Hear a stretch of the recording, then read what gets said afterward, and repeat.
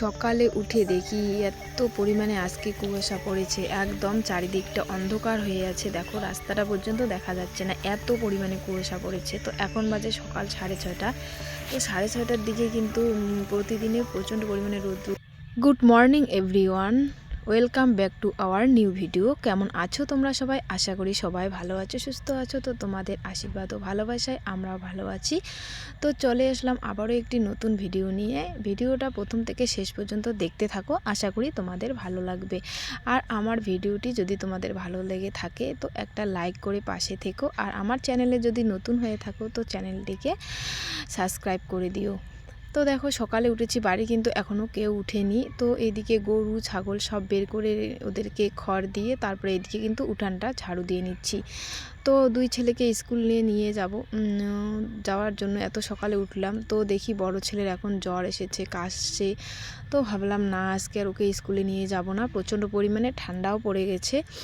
তো যেহেতু সকাল সকাল উঠেছি, সকাল সকাল উঠলে কিন্তু সব কাজই প্রায় 8টা 8:30টার দিকে কিন্তু সব কাজই শেষ হয়ে যায়। তো এদিকে ঝাড়ু দিয়ে বাসন কোসন পরিষ্কার করে স্নান করে তারপরে দেখো চলে গেলাম রান্নাঘরে গিয়ে তো একটু আটা মেখে ভাবছি কয়েকটা লুচি ভেজে নেই চা দিয়ে খাওয়ার জন্য। তো এইদিকে দেখো আটা মেখে তো লুচি করেছি। তো দুই ছেলে যখন স্কুলে যাবে না তখন তার জন্য ভাবছি যে একটু লুচি করে চা বানিয়ে খাই। তো এদিকে লুচি করে চা বানিয়ে খাওয়া দাওয়া করে তারপরে এইদিকে দেখো, তো এদিকে ভাবছি যে যেহেতু স্কুলে যাওয়া হলো না তাই বিছানার চাদর বালিশ কাভারগুলো একটু কেচে দেই।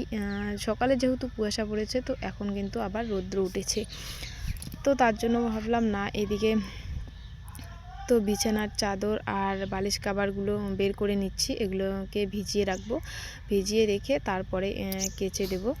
তো এদিকে বিছানার বেড কাভারটা আর এই যে বালিশ কাভারগুলো তুলে ভিজিয়ে রেখে তারপরে এদিকে আলাদা একটা বিছানার চাদর বিছিয়ে দিচ্ছি। তো বিছানার চাদর দুদিনে এত পরিমাণে নোংরা হয় কি বলবো। আর 2 দিন পর পর কেচে দিতে হয়। জানোই তো বাচ্চা কাচ্চা থাকলে একদমই পরিষ্কার থাকে না কোনো জিনিসে। ওই বিছানা বাড়িতে থাকলে সারা দিন বিছানার মধ্যে এই খেলা, বাইরে তো খেলতেই চায় না। তো এদিকে দেখো বিছানার চাদরটা বিছিয়ে নিলাম, নিয়ে আর এই যে ব্ল্যাঙ্কেটের কাভারটা নিয়েছি, ঢুকিয়েছি ব্ল্যাঙ্কেটের মধ্যে। একটু বড় হয়েছে তার জন্য দেখো ব্ল্যাঙ্কেটটা মনে হয় ভিতরেই চলে যায়। আর চেনটা তো যেদিনকে নিয়েছি সেদিনকেই খুলে গিয়েছে। তো যদি কাভারটা যদি একদম হয়ে যেত তাহলে কিন্তু আর এটা এরকম হতো না। তো এদিকে বিছানা গুছিয়ে তারপরে এদিকে চলে গেলাম রান্নাঘরে। মাছ আলা এসেছিলো, তো সেখান থেকে রুই মাছ নিয়েছি। তো সেই মাছটাকে কিন্তু এখন ভেজে নিচ্ছি। তো মাছটা একটু বাটা দিয়ে মাখা করব।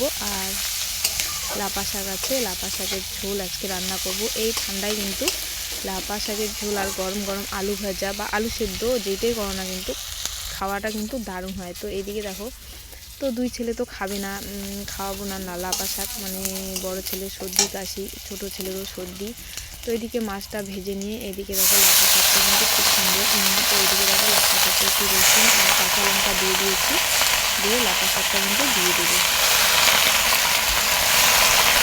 এই ঠান্ডার সিজনের যে সবজিগুলো হয় সেগুলো কিন্তু খেতে দারুণ। সবগুলো সবজি, বাঁধাকপি, ফুলকপি, লাপা শাক, শিম, বেগুন, সব সবজি কিন্তু দারুণ। তো এদিকে দেখো শাকটাকে বসিয়ে দিয়ে আর দেখো একটুখানি হয়েছে। তো এই যে লাপা শাকের ঝোল কিন্তু রান্না হয়ে গেছে। তো একটু ঝোল করছি।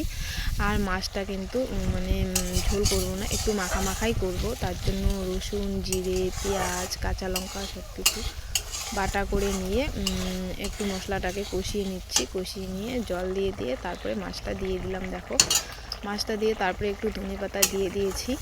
তো একটু মাখা করে ঝোল করব না, নামিয়ে নেব। তো এইদিকে দেখো মাছের ঝোলও কিন্তু রান্না প্রায় হয়ে গেছে।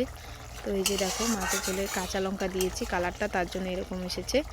তো এদিকে খাওয়া দাওয়া কমপ্লিট করে তারপরে এদিকে তো সন্ধ্যাবেলায় এদিকে চা বানিয়েছি। তো আজকে আছে আমার এক ভাস্তির বিয়ে, তো বিয়ে বাড়িতে যাব। তো এদিকে চা খাচ্ছি, চা খেয়ে রেডি হয়ে বিয়ে বাড়িতে যাব। এদিকে দুই ছেলেকেও চা দিয়ে দিয়েছি। তো দুই ছেলে চা খাইলে ওদেরকেও রেডি করে দেব। তো সবাই মিলে বাড়ির সবাই মিলে যাব, পাশেই মানে পাশেই আমাদের পাশেই বাড়ি, তো ভাস্তি হয়। এইদিকে দেখো চা খাওয়া দাওয়া করে কিন্তু রেডি হয়ে গেছি। কেমন লাগছে আমাকে কমেন্টে সবাই বলো। আর এইদিকে দেখো আমার দুই ছেলেও কিন্তু রেডি হয়ে গেছে।